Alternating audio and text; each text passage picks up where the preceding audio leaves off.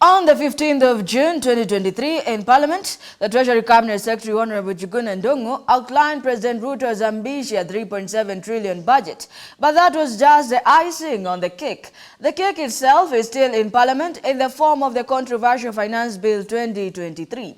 The bill is in the committee stage and the government better needs to be able to finance the budget. Mark Anthony with that report.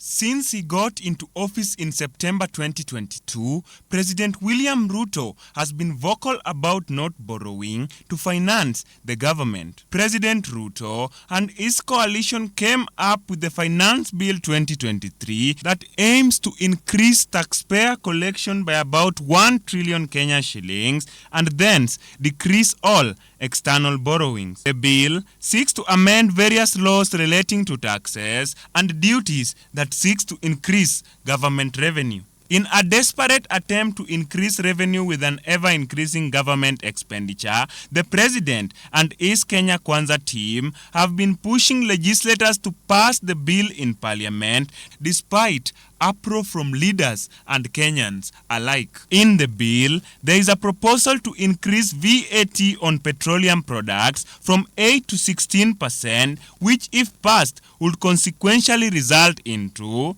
an increase in prices of fuel, which are already in their all-time high, an increase in prices of commodities as fuel used to generate energy required to produce or transport the commodities has increased, an increase in the cost of electricity, an increase in cost of living as basic salaries won't increase in tandem with the taxes. And lastly, you will be paying more for matatu, taxi, and transport and logistics services. So why is government pushing hard for the Finance Bill 2023? So one, President William Ruto seeks to raise more revenue. So there is a plan to increase revenue collection by about 1 trillion Kenya shillings and decrease government overdependence on external debt.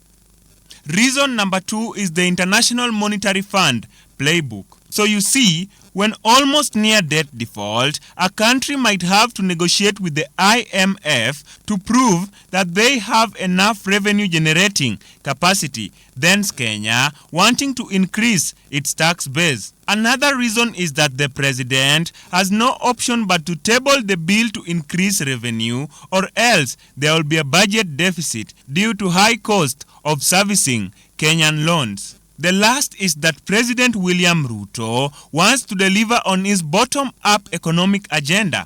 The housing levy seeks to raise funds for his affordable housing plan. So since the proposal was made public by the Kenya Kwanza government, the opposition led by the former Prime Minister and Azimio leader has been against it, especially on the housing levy.